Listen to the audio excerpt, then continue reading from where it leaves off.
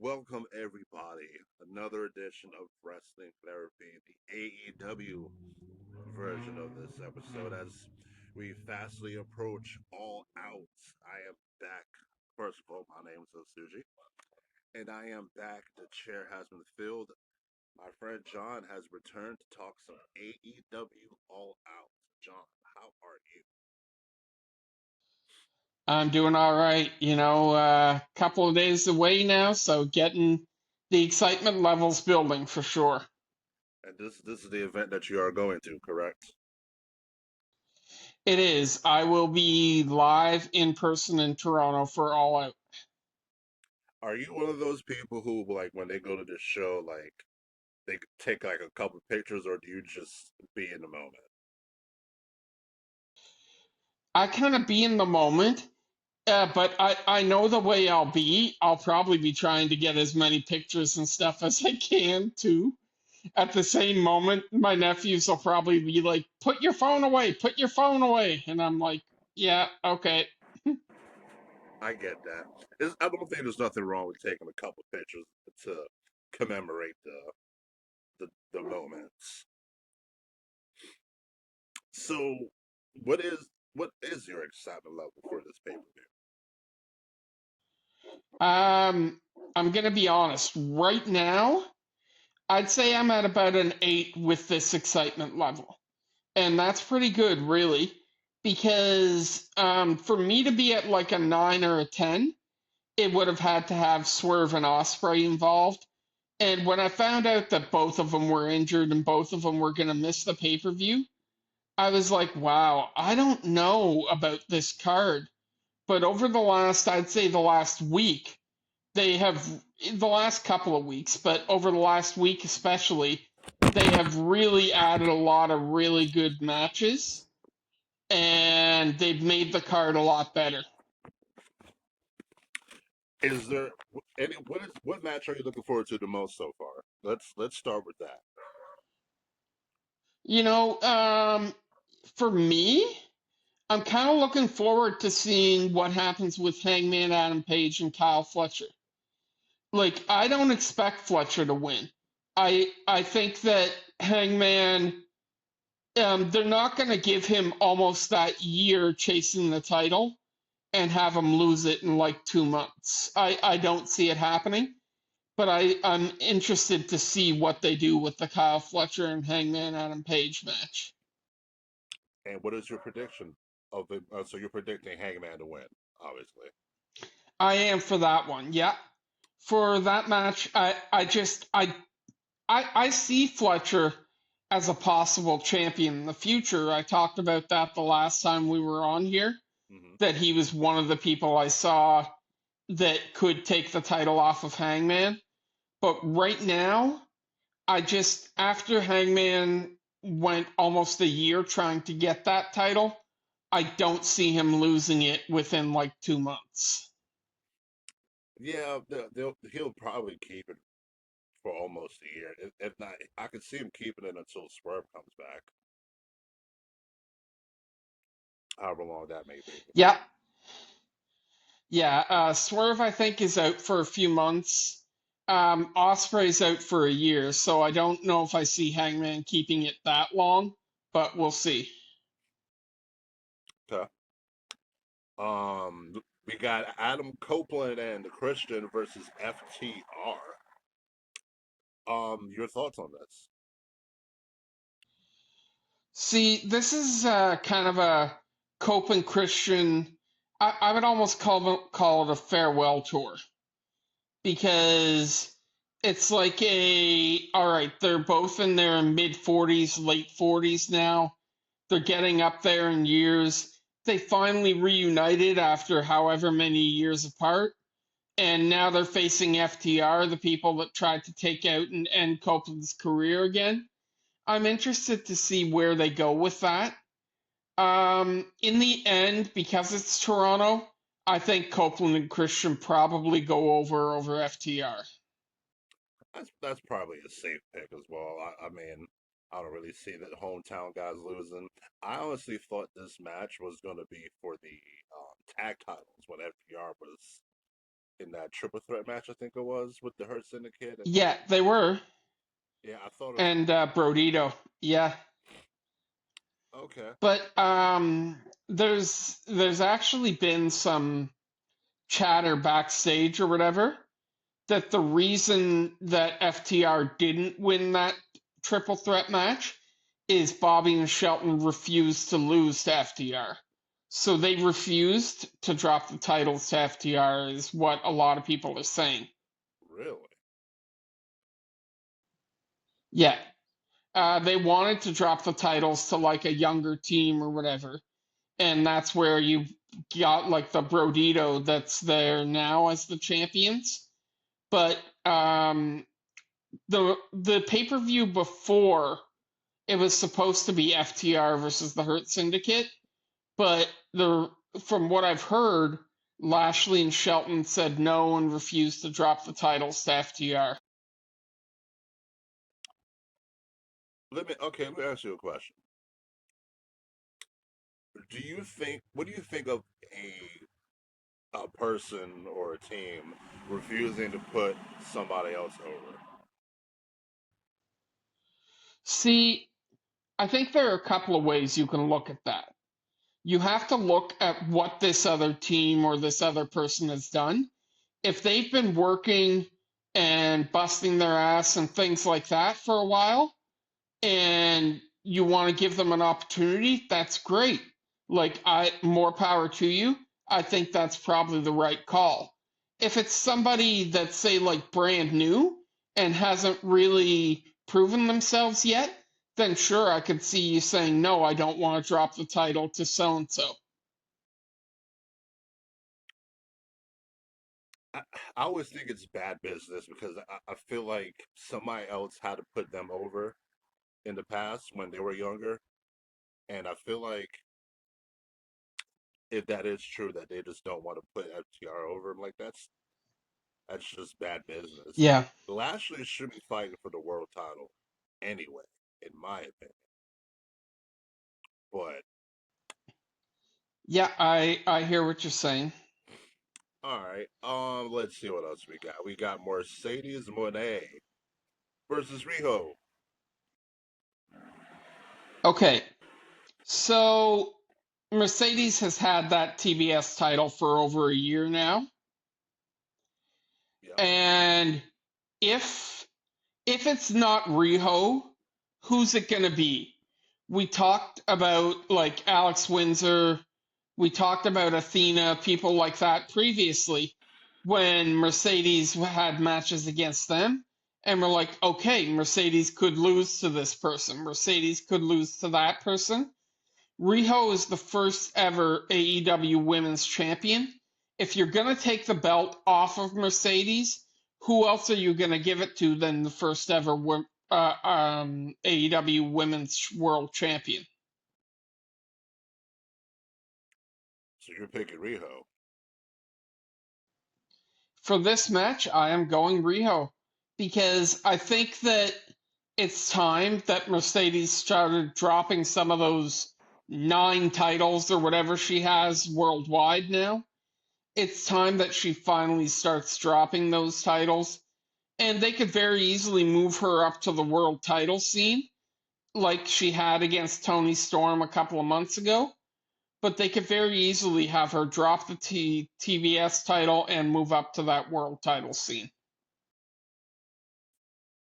I think she said she wants to break the record of titles held by Ultimo Dragon. I did hear something about that, and that doesn't surprise me coming from Mercedes. That's kind of the way she is. Like, she's always kind of been I don't know if an egomaniac is the right word, but that's kind of the way I've seen it. You're not far from the truth.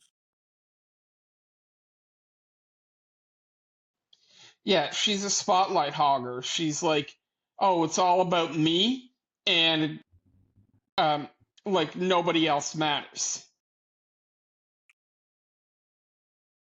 Yeah, I agree with that. Okay, moving on. We have John Moxley versus Darby Allen. I'm interested for this one. This is a coffin match as well, so that's gonna kind of be a cool thing.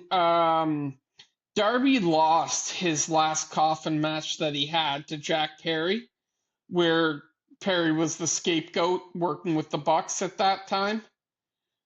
I I think this is a great way to end the Darby trying to get his hands on Moxley feud. And in the end, I think that Darby does win this coffin match. It maybe gives Moxley a little bit of time away to kind of recoup or whatever. Like, Moxley is one of those people that works like nonstop. He almost never takes time off. And I mean, look at, even he lost the world title 2 months ago. You would have thought that maybe he would have gone away for a little while, taking some time off, and he hasn't even done that. He is the workhorse for that for AEW. I would have to. It's like every time I turn on the TV, he has a match, which is good. I mean, you can't get some people to even have one match, much less multiple. I could definitely see Darby winning this match, though. Yeah, yeah. All right, next we have MJF versus Mark Briscoe. This feud has actually been done really well. The whole feud between the two of them has been great. Like, you have MJF, like the kind of like an egomaniac in a way, and the perfect heel, turning back into that bad guy MJF that everybody loved a few years ago. Hmm. And um you have Briscoe being the baby face. So, like, Briscoe's trying to get back at MJF for what MJF said about his brother, things like that. And this has been like a very personal thing for a few months now, like MJF laying out Briscoe backstage, things like that. They've done a lot of that type of stuff over the last couple of months. Who do you see going over in this feud? I still think MJF wins the match. I think he finds a way to win, whether it's like that dynamite diamond ring that he ever used to use, or that he always used to use, whatever it is. I think MJF finds a way to win this match. He lost the last pay per view, didn't he? Yeah, he lost to Hangman. Yeah, that's right. Okay. Yeah, that it'll make sense for him to win then. All right. Looks like we have timeless Tony Storm versus Jamie Hayter versus Chris Statlander, and I believe she's defending her title. She is. Tony against Jamie Hayter, Chris Statlander, and I think it's pronounced Tekla, I think is the last one. Okay. When we did the previous episode, I talked about how I felt Jamie Hayter was one of those people that could be in the world title picture and take the title off of Tony Storm. But I've seen what's happened over the past few weeks, storyline wise, with Moxley and them trying to get Chris Statlander and trying to recruit Statlander, storyline wise. I'm interested to see whether or not she turns heel at this pay per view and somehow wins the world title. I know she's held the TNT title before, but I don't think that Statlander's ever held the world title before. I don't think so either because I remember when early in the infancy days stages of AEW, I know she was like the big rising star of AEW, and I believe she got hurt, and then she had came back, and then she had disappeared again after that, if I'm not mistaken. Yeah, yeah, I remember Statlander being around and being hurt, uh, and then She came back because she's the one that ended Jade Cargill's undefeated reign in AEW. It was when Statlander came back and showed up after Cargill's match. That's right. That's right. I remember that. I do remember that. Okay. I remember that. Wow. That was a long time ago. Yeah, it's. I think it's been about 4 years since now.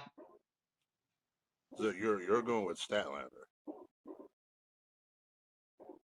I am actually. I am going with Statlander.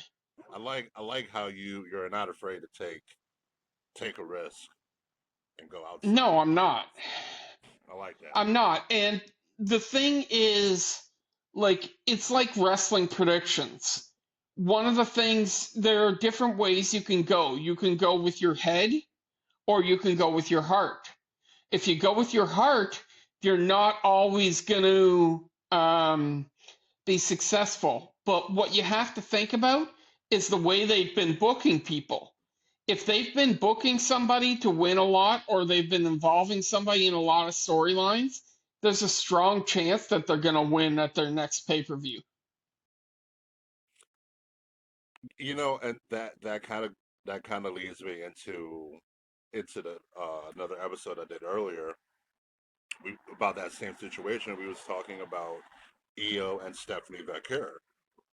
Io seems to have Yep. more hands in different plot stories than Stephanie, and it's like I feel like Io is probably going to win the title because I'm like Stephanie's not doing anything with anybody right now. See, I'm the opposite. I think that this is Stephanie's title to win or lose because she had that title match against Naomi that was guaranteed for Clash in Paris before Naomi went out with her pregnancy. So I think all along that it's been Stephanie that they've been that has been the person to for this match. I, I don't disagree with that, but I also look at it as well. Um, Stephanie wasn't going to beat Naomi for that title, so Naomi ultimately was going to retain. Yeah. She was going to retain somehow, which is going to retain. I will. This is a match. I don't care who wins, but I want them to do something with the winner. Yep. And it's kind of like it's almost like the MJF Mark Briscoe match at All Out. Like you want something, whoever wins, they need to push, like they need to do something with whoever wins. 100% agree. Okay. Um. Next looks like we have the Hurt Syndicate versus Ricochet's crew. All right, so Hurt Syndicate lost at the last pay-per-view in that triple threat match with their tag titles on the line. And I actually think that Ricochet and the Gates of Agony are going to go over here. And we're going to start to see maybe some cracks in the armor of the Hurt Syndicate, where like Bobby and Shelton are kind of angry with one another or angry with MVP. And Bobby moves up to something like a world title picture, kind of like what you said earlier. I think it's way past time for Lashley to move on to the world title. He's so good. Yeah, I can see that. Um. Okay. It looks like we got Okada. Oops, I lost my thing. Look like Okada will be defending his title. Oh, I lost my place. Yeah. So it's Okada, Takeshita, and either Beast Mortos or somebody else. And that match happens at tomorrow night on Dynamite. The third person gets put into this match. But I honestly think that it's between Takeshita and Okada. I don't think this I think the third person is there to take the pinfall between Takeshita and Okada, and I see Konosuke Takeshita as the one walking out with that championship. Hmm. Taking some big swings. I like it. I like it. See, I am. I mean, Okada's had that title for a while now, like, had one of the titles anyway for a while now. And I think that with the injuries that you have, a guy like Konosuke Takeshita, he's not going to be on a bigger role than he is right now. He just won that big Japanese tournament overseas, The G1. and you are not going to, yeah, the G1. He won the G1, and you are not going to have him on a bigger role than he's on right now. So this is the time to really strap a rocket to him. Yeah, I don't think Okada needs the belt anymore at this point. Yeah, I think the Okada having the belt was just for the Okada versus Kenny when Kenny came back and they merged the titles back at All In. Okay, yeah, that okay. That makes sense. I will probably take a look at this match. I'm probably not going to watch the whole card because it may leak into WrestlePalooza, but I will probably look into this match. Yeah, this one, the card, the bell time is about 3 o'clock Eastern. WrestlePalooza, I believe, is 7 Eastern. So this will be pretty close to being over by the time WrestlePalooza starts. You think they'll try? Well, yeah, they probably won't run too. Well, I don't know. AEW's pay-per-views are pretty long. Well, yeah, I would say AEW, it might run till 7:30, which would be 4.5 hours. I don't see it much more than that. They'll probably try to get it done before bell time, I would assume. Pretty close, yeah, I think so. Okay. It looks like we have Eddie Kingston versus Big Bill.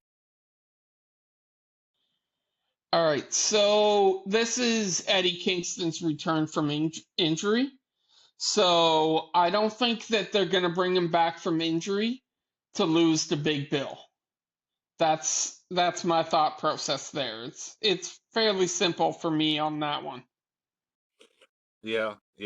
Usually big return. They're not gonna more times than not. They're not gonna lose. Okay. It looks like Yeah. we have let's see, Brody King and Oh, the tag team ladder match. Yeah. with Okay. results to be determined. Yeah. So you got Brodito defending the world tag team titles, and I think from what I've seen, I think it's going to be the Bucks as one of the teams. I think it's going to be Jet Speed as one of the other ones, and I think maybe the Josh Alexander and whoever it is from the Don Callis family. I think those are going to be the four teams involved. And I could see the Bucks or Jet Speed, one or the other. I don't think we're going to have the same tag team champions. I do think we're going to have new tag team champions during that ladder match. I think the Brodito thing was just kind of like what I said before, because Hurt Syndicate refused to lose to FDR. I think that Brodito was just kind of a transitional champion. That does make sense. It felt like it was a feel good story. Them winning the titles. Yeah, yeah, exactly. Okay, and I believe we have last match. I believe is Willow Nightingale versus Megan Bain versus Penelope Ford. And Yeah, I think it's like a 10-woman tag or something on the pre-show. something like that. In that one, that's an interesting one, but I think that you're going to have the Triangle of Madness or the Sky Blue, Julia Hart, Megan Bain, Penelope Ford, that crew go over. I'm, s- I feel like Penelope Ford is on a stop and go. I feel like there's at one moment she's rising up the ranks, and then the next minute she's just kind of like doing pre. Well, it's kind of the same. It's kind of the same with Megan Bain. Like Bain's been around for a few months, and they had her in that world title picture at one point with Tony Storm. But yeah, I mean, Megan Bain is still fairly new in AEW. True. Um, as of this recording, Dynamite hasn't happened yet. So as we wrap up, what should people be excited for this episode of Dynamite? For Dynamite, I think you have those three qualifying tag team matches. So you're going to see six great tag teams. No matter who wins, you're going to see three really good tag team matches getting set for All Out. And also the Beast Mortos match against I forget whoever it is that he's facing, but it's the match to see who the final participant is in the Okada and Takeshita match. Like, so there's those types of things. And then I think Moxley also has a match this week, unless I read wrong. So there's also gonna kind of be there. It's gonna be interesting to see if they do anything more with the Daniel Garcia heel turn storyline as well, whether or not he does anything this week on Dynamite or not. Okay. As we wrap up, would you like to run through the WrestlePalooza card? Sure, we can do that. Yeah. All right. WrestlePalooza, we got CM Punk and AJ Lee. AJ Lee returning after a decade of time, and she would be facing the World Heavyweight Champion Seth Rollins and the man Becky Lynch, the current Women's Intercontinental Champion. Okay, so last night they had Rollins and Lynch end up getting the upper hand over Punk and AJ, where they had the whole fake out storyline where Lynch faked like she was going to the locker room or whatever. Punk went out of the ring after Rollins, then Lynch got in the ring and took out AJ Lee. That tells me that Punk and AJ Lee are going to win at WrestlePalooza. Yeah, that's where I'm pretty much leaning on. It kind of goes back to what you said about Eddie Kingston. Eddie Kingston's been gone for a while. They're not going to have him come back and lose. I don't see AJ losing this match either. Yeah, exactly. Who takes the pin? I think Becky does. I think that AJ ends up pinning Becky in the match. Okay. We have the Beast incarnate Brock Lesnar in the probable main event versus never seen 17 John Cena.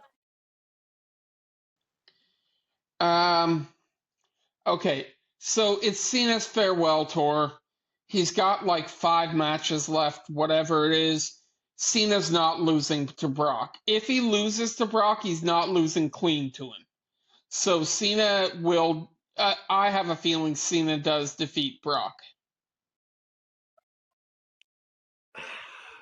Okay, my next question to you on this, regardless of winner, we're probably going to see Cena's next opponent for Crown Jewel. Who do you think that will be? I see a lot of people saying they think The Rock's gonna come back and things like that. I don't see that happening. I think that what's gonna happen is Honestly, I think maybe you get like a Gunther returning or something like that. Somebody who's maybe been out for a few months and maybe somebody who hasn't been around that long that you want Cena to try to give the rub to, if that makes sense. No, it does. Um, I was thinking maybe Gunther towards his like last opponent, maybe. Yeah, But I mean, I'll be yeah, happy with seeing Gunther back. It's been a while.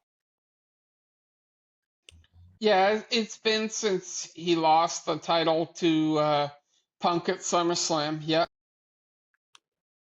All right, let's see what else we got. We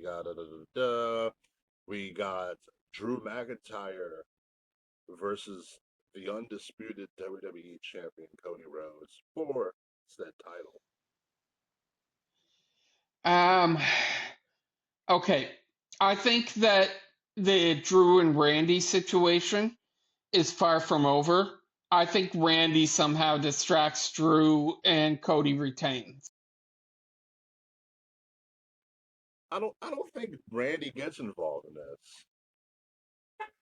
At least not during the Yeah. match. You think Cody just retains clean? Clean-ish. Maybe like Drew McIntyre like exposes the turnbuckle or something, and Cody uses it, and then and then Yeah. Drew Yeah. will bitch about like, oh, you had to cheat to beat me, and maybe set up for a eventual triple threat match.